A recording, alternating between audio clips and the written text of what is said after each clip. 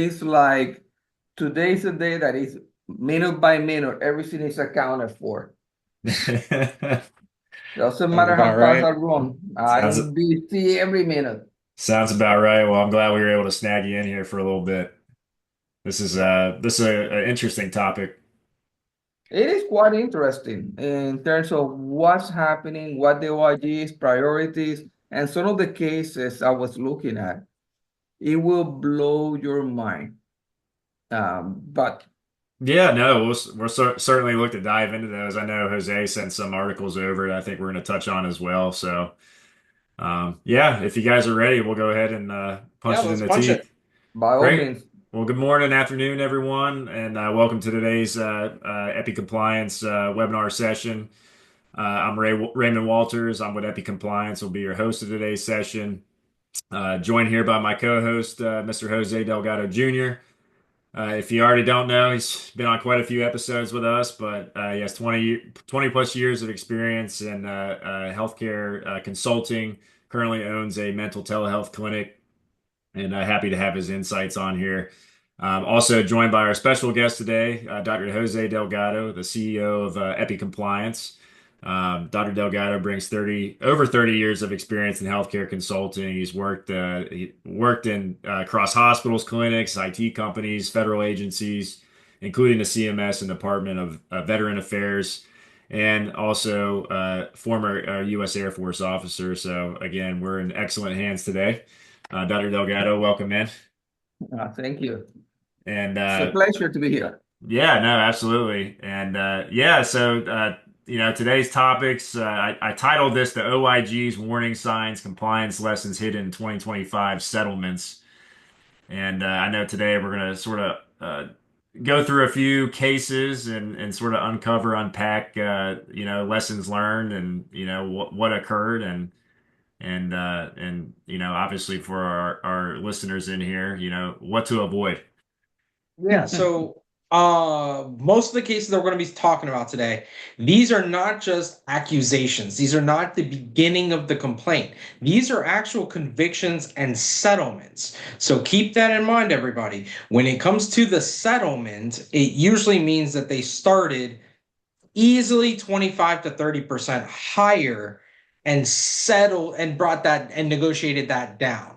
And when you're negotiating these kinds of things down, you're not taking out wholesale claims. You're pretty much saying, hey, okay, I kind of did that, but because of all the other penalties, why don't you just not hit me as hard on this one?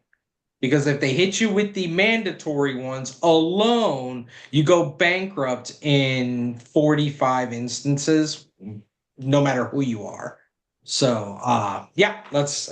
Which one are we doing first, Ray? Well, before The, you go, let me add something because I have some cases where we went out to the mat fighting for our clients. But we have some other cases where we told the client, it's better for you to close, basically claim bankruptcy, and then in a year or two start over because you will not be able to pay. And we're talking about hundreds of millions of dollars that the government was not going to settle on that. yeah. There was no way to get out of that one. So I sent you a few cases earlier today, and I'd like to start with those because of two things. Number one, what are the things that we're not paying attention to, and what are the things that the OIG is starting a new initiative, and they have ramped it up faster than I expected. Okay, so I feel like it's interesting because the cases that we're looking at and the cases that I sent to you guys, they're not just civil, they're civil and criminal. yeah, And I'm finding that it's not obviously they're putting these out as press releases, so they're going to highlight the bigger ones rather than the smaller ones. yes, But if I was to be charitable, I could see how some of the on the larger organizations, the middle management and people that are just doing their job, and then the smaller organizations where it's the provider is being led by the nose by someone else. If I'm being charitable, if I'm being completely uncharitable, the government's 100% correct on this. how did you not know? But usually it falls in between. So yeah, let's play with it, Ray. I was gonna Okay, some of say, these numbers are not very high that they took away from Medicare, and Medicare came back and is killing them for it too. I think that might surprise some people. well, Yeah. the first one I listed down was that Health Fitness Corporation settlement. Um, the one that occurred on March 21st, 2025. Do we want to start Yes. there? Or do we want to? Yeah, Yes. let's start Yes. there. I want to start with that one because people don't think about it. And because they say, well, they are just doing wellness plan. So they are a glorified gym for Yeah. all it matters. And I don't mean an insult to that, but that's basically what it is. We deal with patients, we provide a wellness plan so that physicians will forward that. So, a matter of fact, we have a potential client, Ray, I don't know if you remember, that he said, oh, no, no, no, no, no. I'm just sending them my patients for them to work them out. So they don't need to do anything regarding HIPAA. And I say, no, this was a doctor, Wild. cardiologist, I think it was, Yep. sending in this physical therapy, more rehab, exercise than anything else. Well, in this case, this organization have multiple clients that were covered entities that were sending them Of course. clients. They had a breach, and the OIG determined that number one, they are a business associate. So they're not a covered entity, they're a business associate. And therefore, they had a breach, but the one thing that got them was the lack of a HIPAA security risk analysis.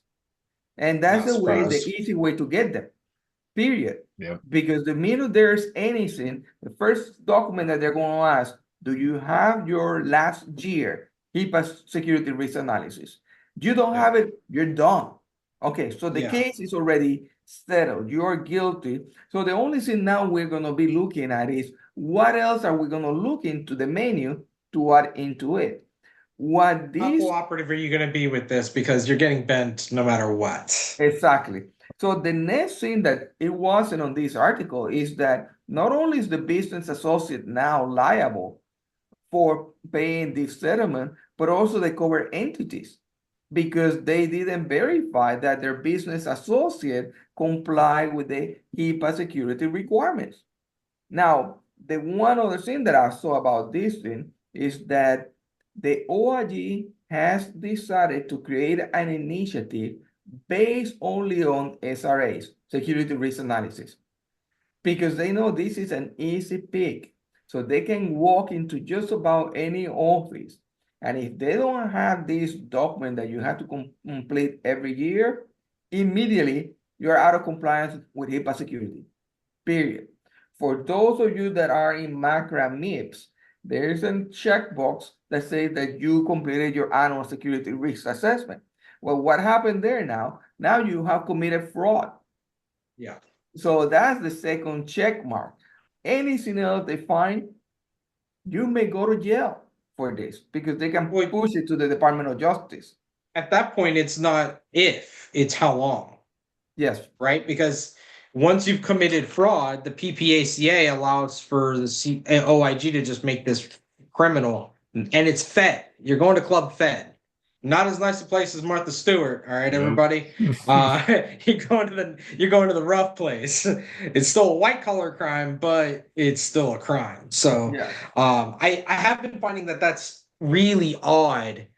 In that, how do we how have we not, as an industry, realized the simple things, right? And I say that because we see in the incentives that the federal government lays out, if it is a simple thing or once we reach a critical mass, it gets pulled from the incentive programs.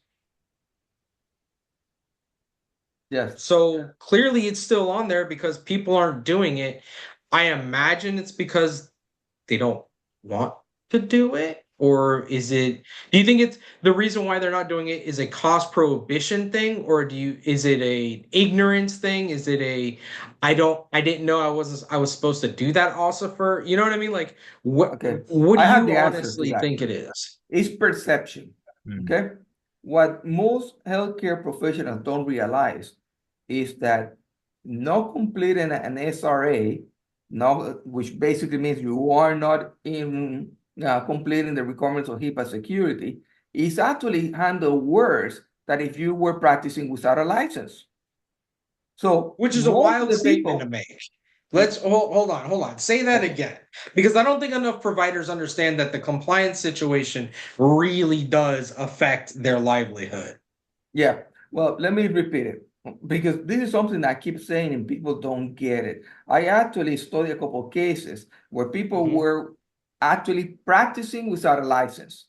And Mhm. they were slapped on the hand, they were given a minor fine and go your merry way. Yep. But when they get you that you have not completed your SRA, you are not in compliance with HIPAA security, and then if you go into the fraud because you check on MACRA that you did it, now basically your business pretty much can be closed. The fines, most of the time I see them over between 100 to a couple $100 million. And those are mandatory fines.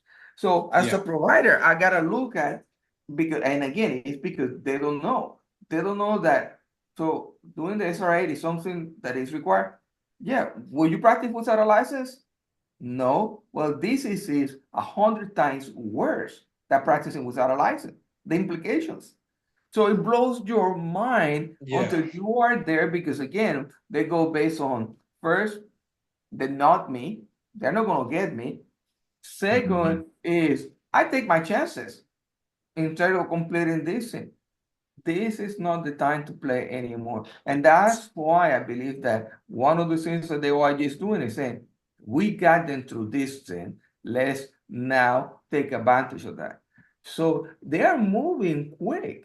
I mean, most of the time when you have any issue in terms of breaking the law that the OIG is investigating, most of the time takes over a year, 2 years. I've seen 3 years on some of these investigations. In these cases that I'm seeing for this year, they are actually identifying the person in January, and within 3 months, they're closing the case. That's Oh yeah, unbelievable. yeah. Quick. It's only taken 3 months because they're negotiating the settlement. Exactly.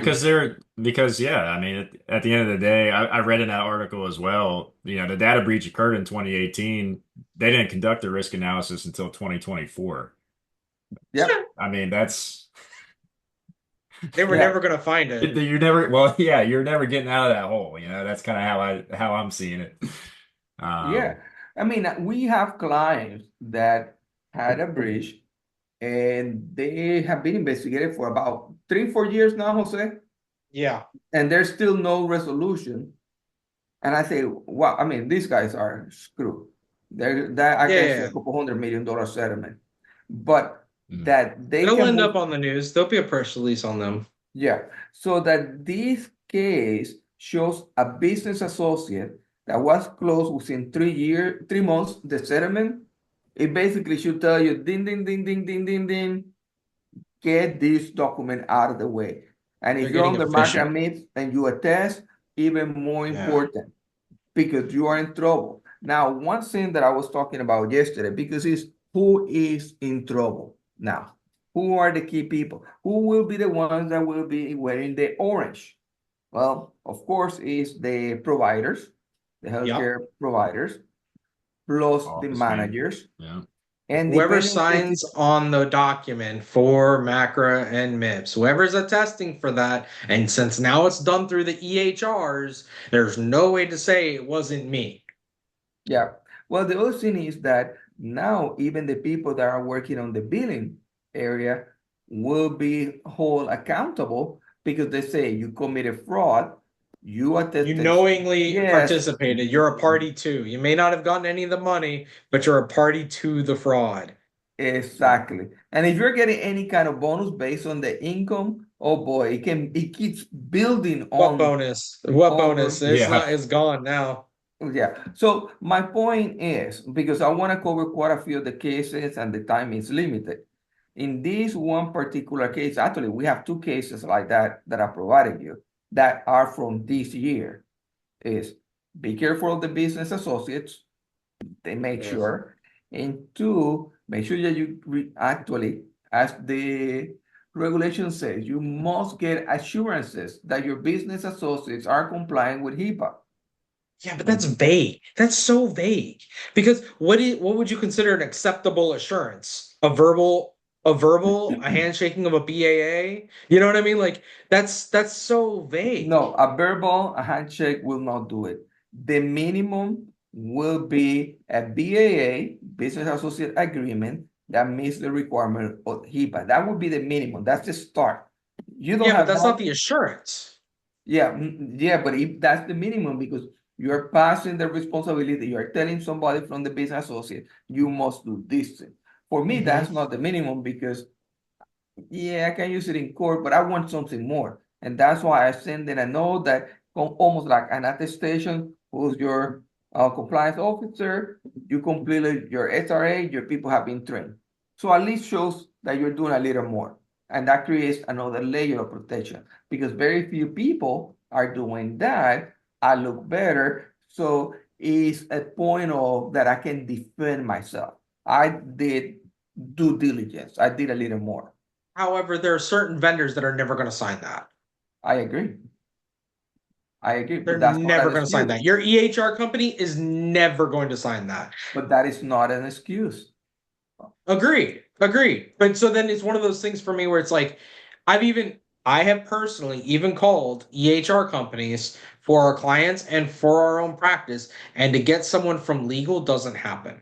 To get an Yes. assurance, all they Running say up the is, ladder. yes, we're doing everything that is legally required of us. And I'm like, I want proof, not just a random customer service person saying, yes, we're doing that. The federal government isn't going to accept that of me.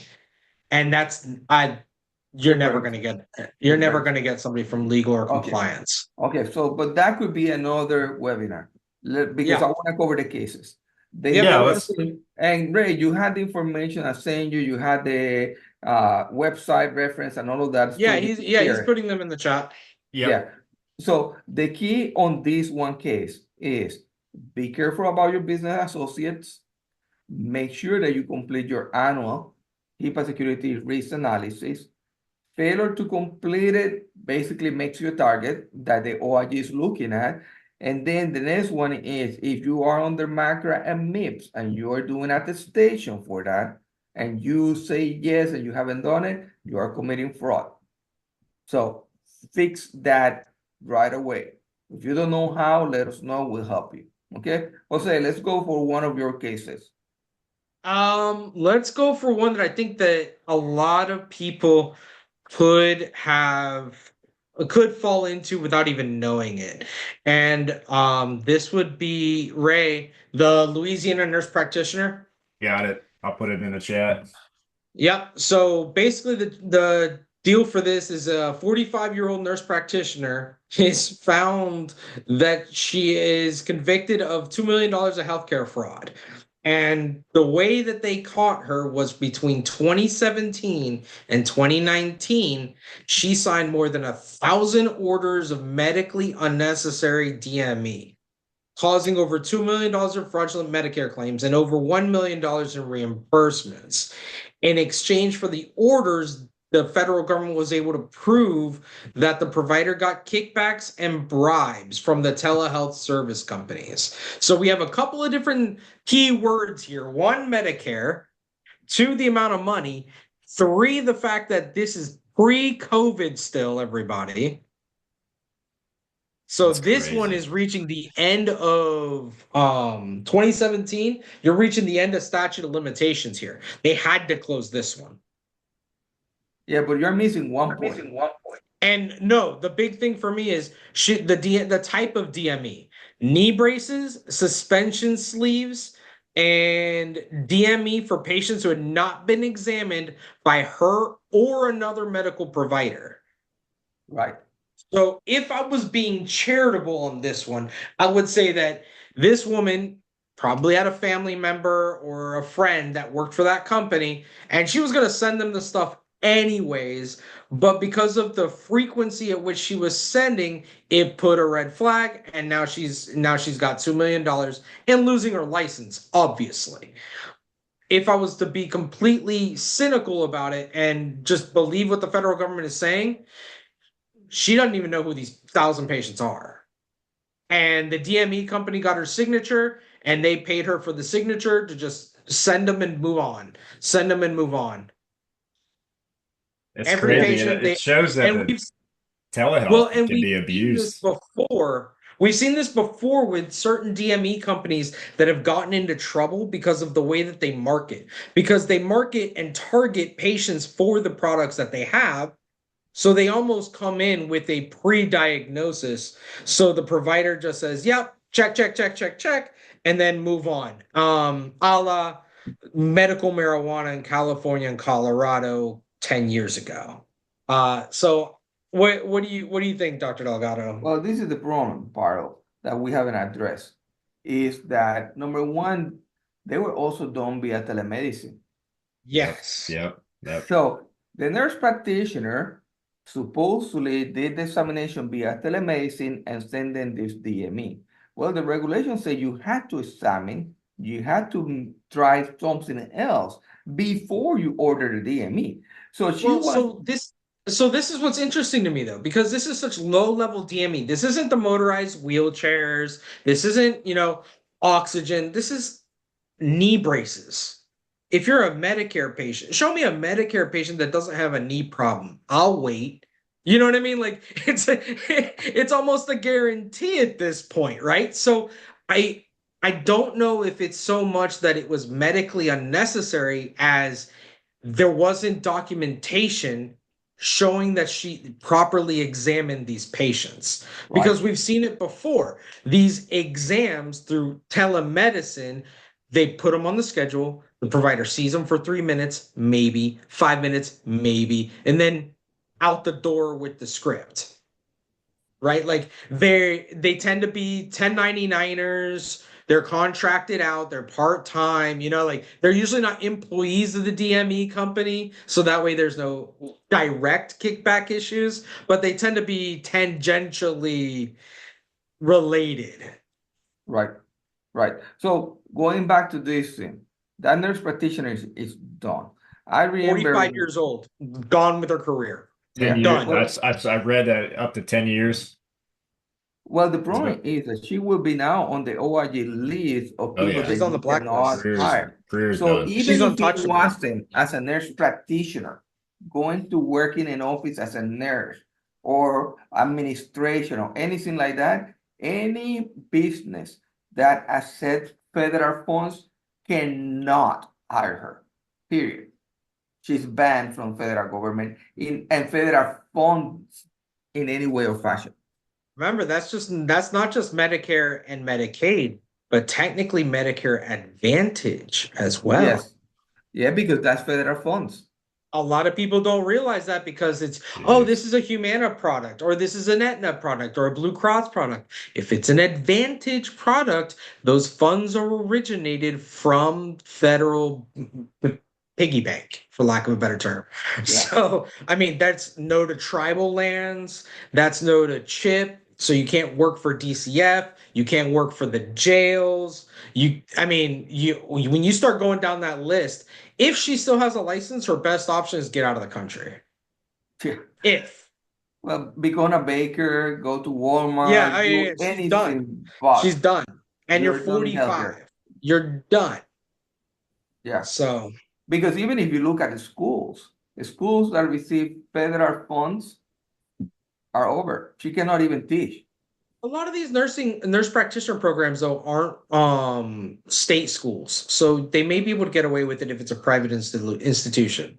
Because she's not Yes. practicing medicine, then she'd be employed as a professor.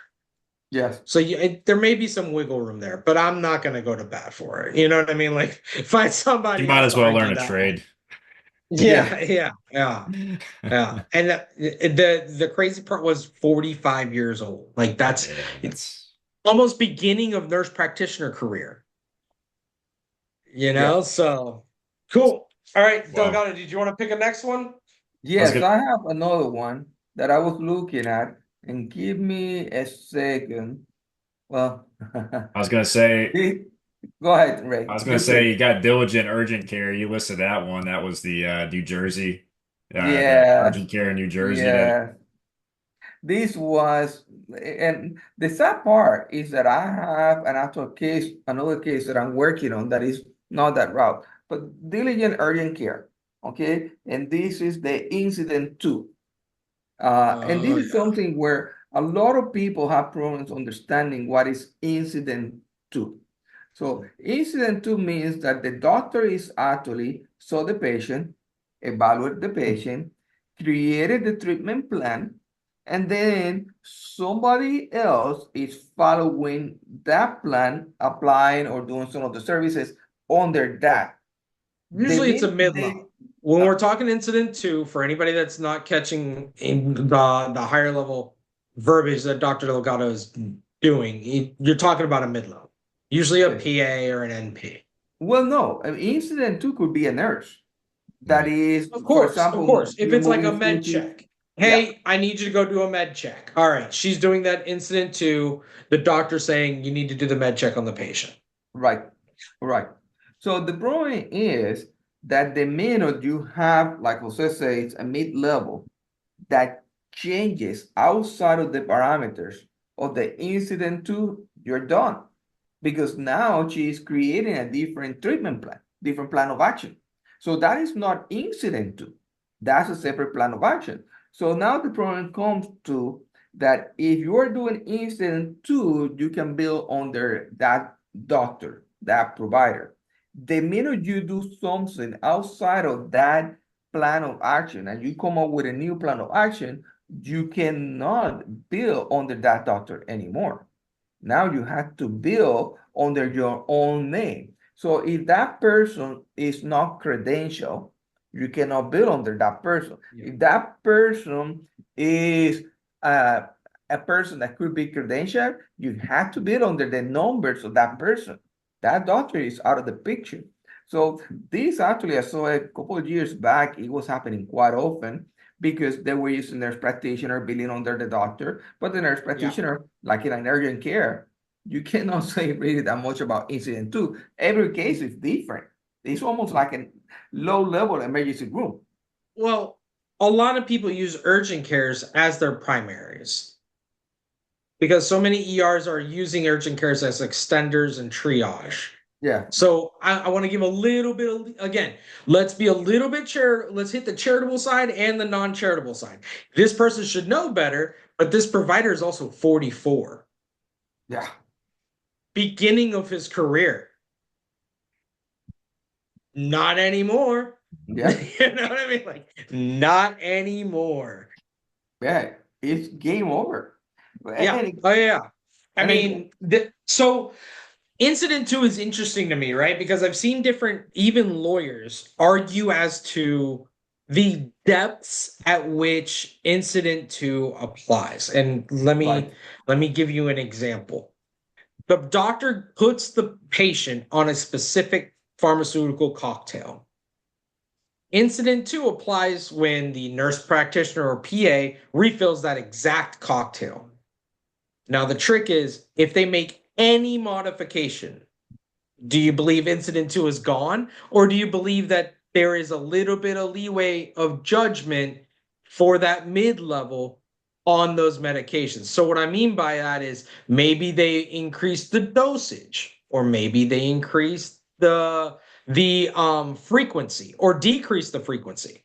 Now, a complete change of the drug, 100%, I am on board. No, you need to go back to the person that evaluated you. yeah, But these mid levels are not untrained. yes. So where do you believe that the incident to, because this is something in the weeds that the federal government hasn't explicitly said yes or no on. Well, they actually don't like it because the incident two was designed to have somebody in the office, like a nurse or somebody, an exercise, fitness, working with the patient. That was the idea that was expanded into the role of the mid-level, seeing patients. I work in a psychiatric practice about 20 years ago. And then what we did was the psychiatrist will see the patient the first time. And then every month we did a med check with a mid-level. and it was billed as the psychiatry. In psychiatry, you see a lot of the visits for med check.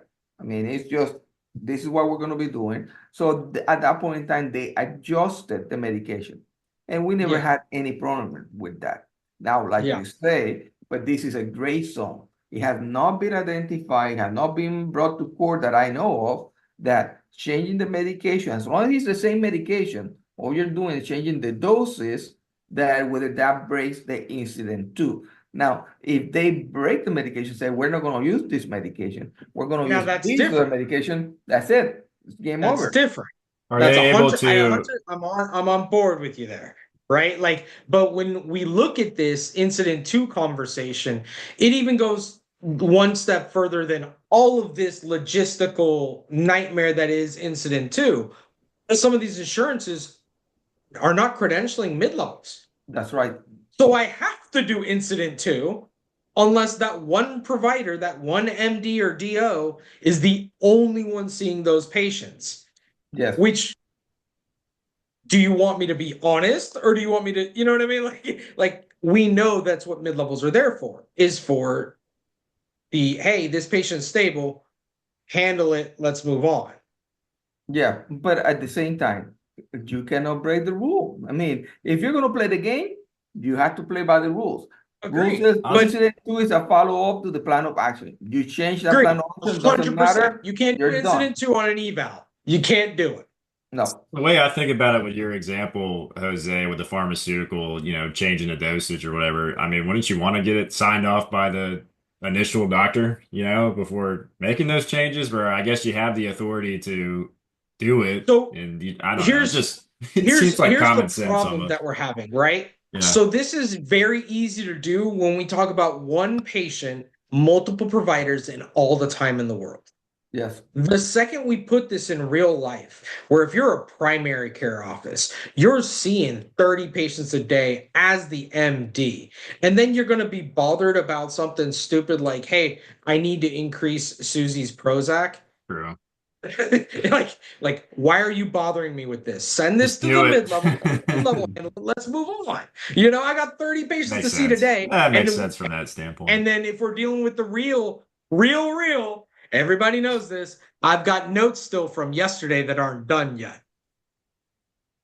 You know what I mean? Like you got this mouse wheel, that your hamster wheel that you're just on as a provider. You don't have time for this nonsense. That's what a mid-level's for.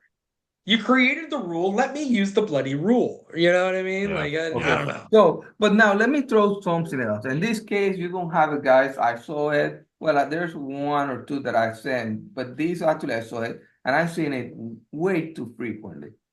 The doctor, there's only one doctor, so they're going to build under that doctor. However, the medical assistant, that we call a medical assistant without even a license, a medical assistant, is actually a doctor from another country with no license to practice medicine.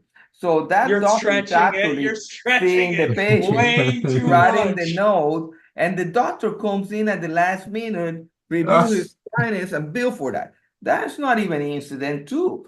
That is fraud. I hate to say it, that is fraud. Now, why is it fraud? Because you're breaking the law. However, I do believe that there are situations where certain states, their medical boards have gotten a little bit too bougie in regards to the types of providers that they give licenses to.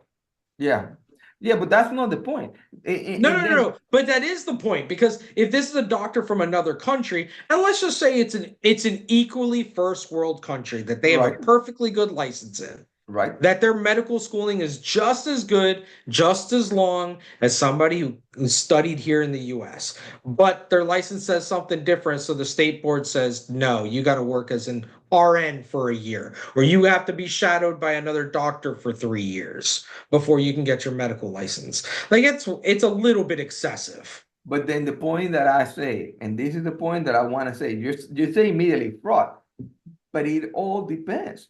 If this person, all they're doing is basically writing the information about the patient, at that point in time, and the other doctor comes in at the end to examine the patient to sign, It may not be fraud. They are actually Now, performing the duties of a medical assistant. But if okay. this person examine the patients, diagnose, and it's basically subjective, Yeah. The objective. second there's the second that they put something in the subjective area or that can be seen as a subjective clinical decision, you're screwed. It's fraud.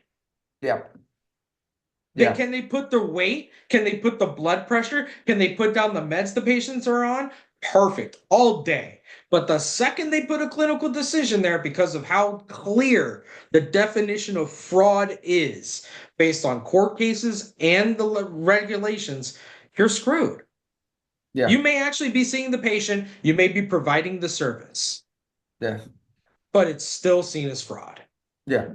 I mean, for example, I will tell you that in certain clinics, I do use mid-levels, nurse practitioners, PAs, that they were physicians in other places, but they have not been able to get into a residence in the United States to meet that requirement here to become MDs here. So, but they did get the license as an MP PA.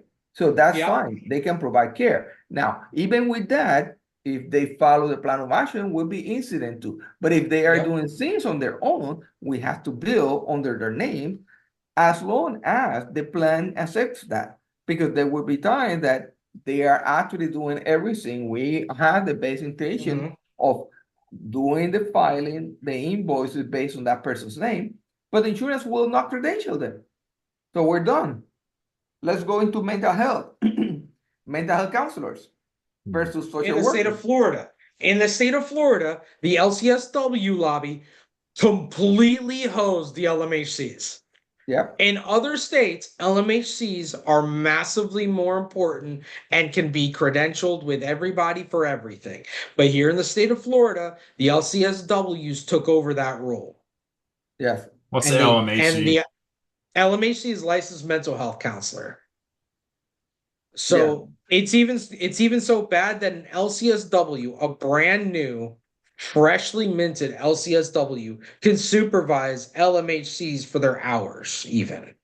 Yeah. The LCSW is the social worker. Right. Yep. I see. I see. So the difference, when you really look at their school, the social worker and the mental health counselor, it's about the same schooling. They're equivalent. Now, before an LCSW was 4 years. Now everybody gets more schooling. Yeah. They pay the same, but you gotta get more schooling now. So what other cases did we want to go over, guys? Okay, well, I want to get into, since we're in this thing, about the OIG bad boy list and Okay. using an employee that they didn't check against the list of people that cannot be used in the office. Now, I have one case that is interesting because this employee wasn't there yet, and I'll explain. The employee is working in the office. I get a call from the office manager. The persons from the Department of Justice were there to take this person to jail. And wow. Okay. Yeah. So Interesting. at that point in time, they called me and they said, listen, this is what's happening. I said, okay, so why? What are the charges?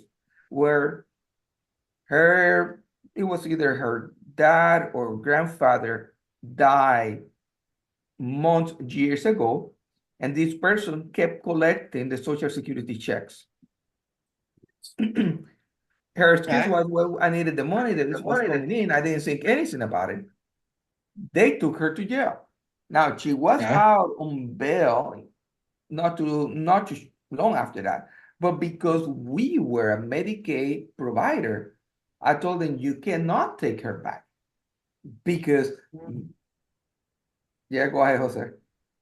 You know that the federal government and state government don't update that list that quickly. No, they don't. But I couldn't afford it. Because if Agreed. we knew she was going to jail because of fraud, because that's Medicare fraud. Oh no, that's Social Security, but it's federal That's fraud. Social Security fraud. Federal fraud. But it's federal funds fraud. She is going to be prosecuted. She's going to be guilty. She admitted to the guilt. I cannot use her anymore. Period. How long was she collecting for? I'm just curious. It Maybe the doesn't audience matter. is curious. You can get one Yeah. check. You can get 5 checks. You can get 100 checks. It All it doesn't takes is matter. one. You see, You're Ray, right. Right. the way it works is Crazy. this. If you do it once, that's a mistake. If you do it twice, that's a trend and intent to defraud. Because you should have noticed the first time, oh, I made a mistake, correct it, and be done. But if you do it more than once, no, now there's a trend. And why That's are you actually doing it? Because you scary. want the money. That So it Super just makes me scary. feel that a lot of that could be taken advantage of. I'm just gonna Oh, it always throw that is. out there. That's again, crazy. if leaders sees that we don't think about it, in the EPI system, we actually tell them, go ahead and check the list of the Yep. OIG. At least I prefer a monthly because, like Jose say, they don't update it they update it monthly, but that update is not from really last month. That may be a No. little more before that. So, Jose, why don't we go into the big boys? Because I have one case here that The I saw today about the The Norton which Clark one? Hospital. hospital and kickbacks, and which actually brings your cases with the kickback. In my case, it was the hospital was providing services, and let's call services, to tenants that were physicians that were referring patients to the hospital. They didn't do it in the form of money, they did it in the form of a space, office space, electricity, internet, other services that you don't see the money, but the government determined that that was a kickback because they were not charging them what it was considered to be a fair price, and that they were giving them all of these additional benefits for them, for the providers to actually send patients to the hospital. So it was interesting because I've seen that quite a few In times. the form of certain maintenance and other business expenses in a jointly owned building. So you're talking about, hey, I've got an extra suite in this building that I'm renting out or that I bought. Why don't you just see patients out of here and I just won't charge you as much? Is that what That's they're basically alleging it. $750,000 on? Yes. Yeah. That's wild. That's so okay. So if I'm being charitable on the charitable side of this Norton Clark Hospital, I bet you that's not even a big hospital because they didn't even hit the $1 million. No. No. Right? So this is probably a small town, a small area hospital. And they're like, hey, oh, this doc probably is just getting started or just splitting off. Why don't you just see patients out of this unit that we're not using? and we just won't charge you as much. Now, I wonder if that's something to where that could even be seen as a kickback if you set up a non-traditional lease, like if it's backloaded in the term or something. No, if it's backloaded, no, because the term of the contract will state that the full amount of what the lease is all about. So that contract will stand. But I've seen it multiple times where the hospital say, listen, I actually will let you use some of my staff to man your office, the receptionist, Yeah, yeah, the yeah. back office, all that. That's a no-no. I mean, and it's one of the things that FCA, when you really look at the law, both claim and adjustment and all that, you say it's clearly stated. It's a kickback is not necessarily money. It could be services. It could be locations. I mean, if I say, Jose, listen, we're going to be working together. I know you're going to be sending me all of your patients. So instead of rent, just pay me $100, $200 for a rent. That should be $2,000. That's a kickback. Mm. Well, now, okay, hold on. Now I'm very intrigued because there's a very common business practice with a subsection of the industry, and you probably can guess where I'm going with this. Yeah. The EHR companies, in order to break into an area, will tell the hospital, hey, I'll give you a discount, but everybody that works with you, I want as a customer. And they end up usually paying more per provider than the hospital does.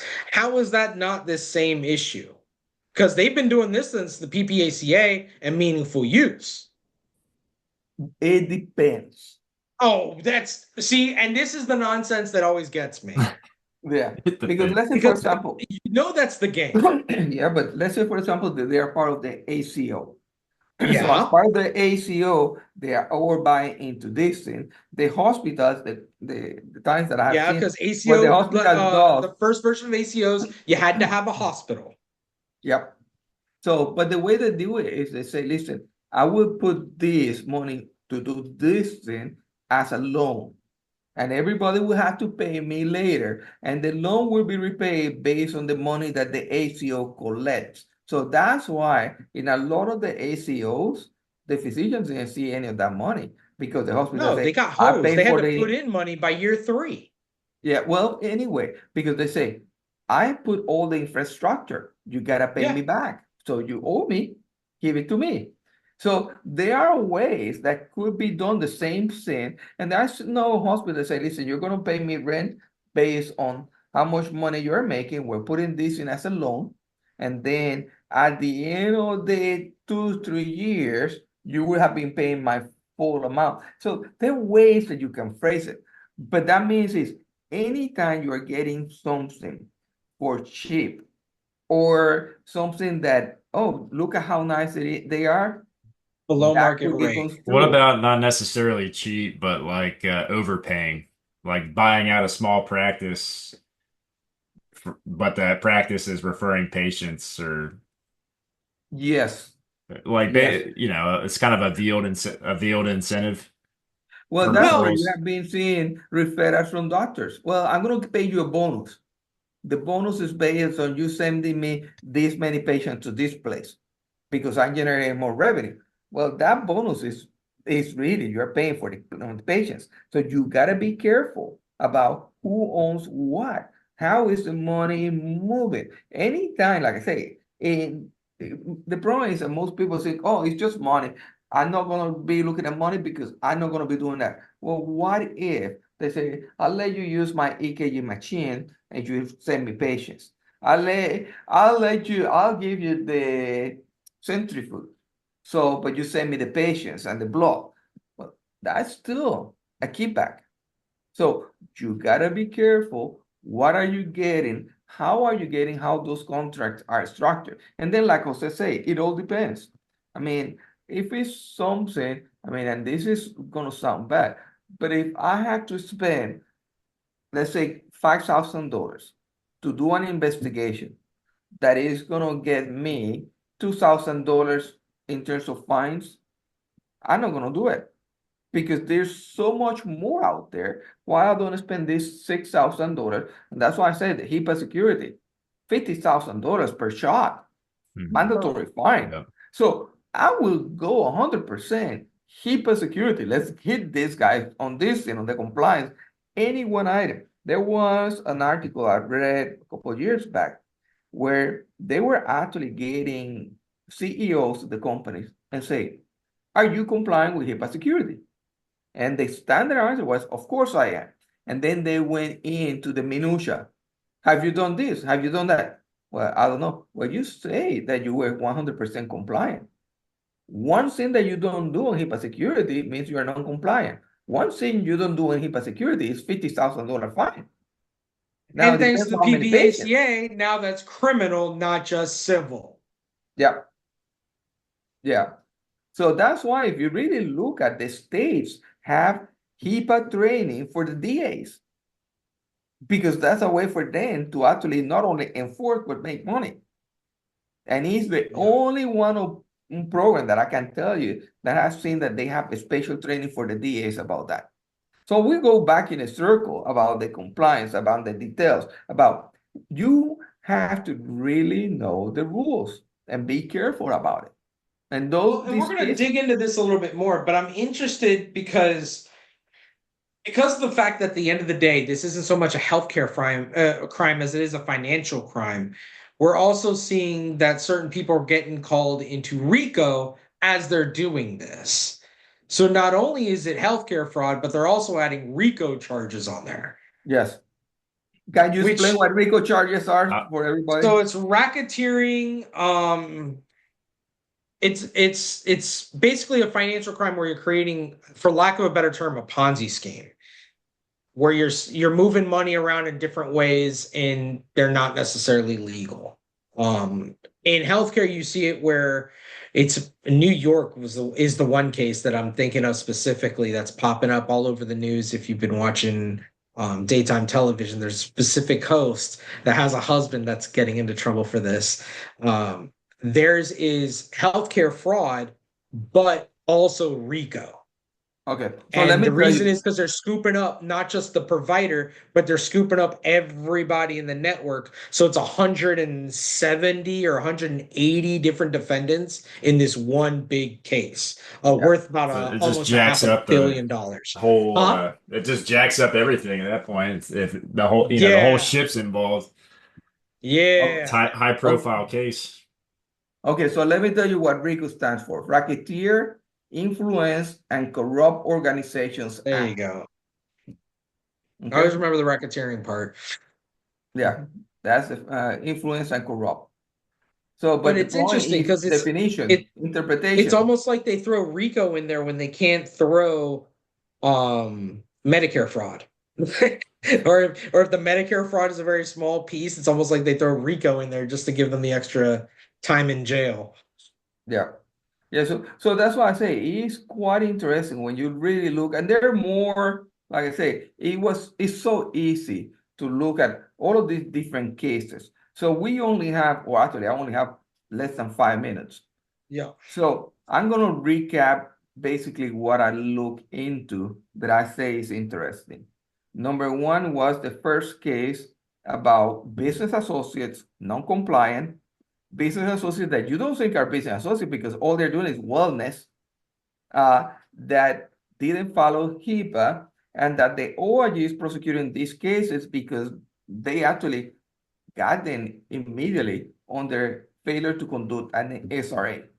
And how people go from there to cover entities that are under MACRA and MIPS, and they do the attestation that they completed an SRA, and Yeah. failing to do it, that's basically fraud. The next one that I will basically say is about people not following the rules, like this nurse practitioner we talk about, uh, Yeah. and that we went to Yale, and then people not understanding things like incident to credentialing. Understand your business model, Yes. please. Understand, go through the trouble, pay a consultant, pay a lawyer. When one of these people comes to you and says, "Hey, I want to explore this opportunity with you," so that way you know whether it's legal or better yet, how to do it in a legal manner. I would add Yeah. hiring proper staff too, checking the OIG exclusion list because that could really put you in a hole as well. Oh, yes. If Yeah. So these are basics. We should all know about that. We should all be familiar and comfortable with them.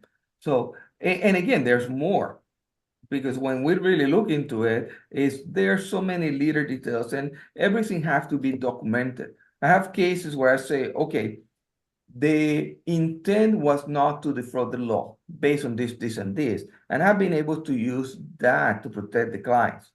But if you don't have any documentation, you're Yeah. done. You have no defense. No, you have no way to prove that you were not trying to basically commit fraud, steal, I didn't mean to do or that, Ossifer. It's yeah. not a defense. Okay. Okay, guys, I do have to walk out. I got another meeting. But it's a pleasure talking to you all. And Yep. then I know I'll be back at some point in time. Okay. Yeah, we'll certainly Perfect. get you back Thanks. on, Dr. Delgado. I appreciate your time and your insights, and I hope everybody here enjoyed that. And yeah, we'll certainly see you on the next one.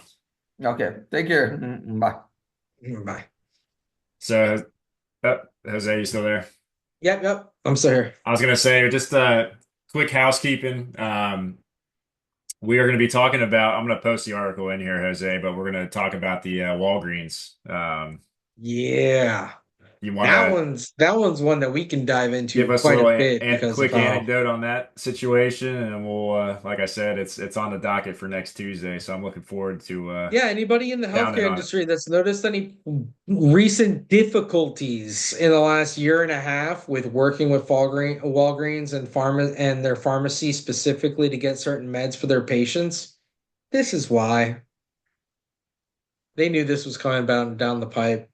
They were already in trouble. They just didn't know how bad it was going to be. So Yeah, I it will be interesting. just posted the article in chat for everyone. That's what we're going to be talking about next week. Yep. Again, should be pretty interesting. Couple other things. One, we reached 100 subscribers on our YouTube channel. Woo! Moving on up. Our goal is a million, but we got to start somewhere. So if you guys are not following our or subscribed to our YouTube channel, please do. I just put the link in chat. We post all of our webinar sessions here, and there's a pretty large catalog at this point. I think this is our 75th episode today, so plenty of things to go back on. If anybody has any topics you'd like us to discuss in the near future, please let us know. Certainly open to that discussion.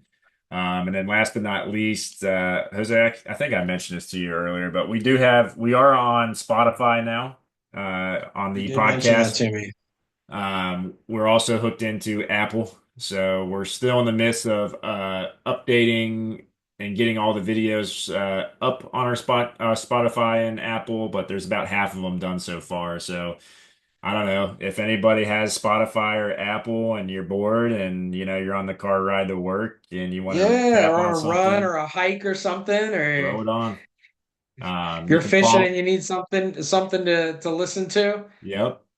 Yeah, absolutely. And give us a follow. It looks like there's an ability to like the page as well. We would appreciate the love. As far as I know, we're going to continue to do these every Tuesday. And it's like I said, it's been great. I feel like it's been very beneficial to our audience, very beneficial to our customers. And the main thing is just keeping everybody informed of what's going on. There's so much changes going on in healthcare. It's tough to keep up with. Absolutely. Great. Well, Jose, Absolutely. appreciate your time as always. And again, appreciate everybody joining in with us today. And we'll see you guys next week. You'll be receiving an email to register for next week's event. Thanks, guys. Have a good one. Thank you so much. Take care, Jose. Bye. Sunshine.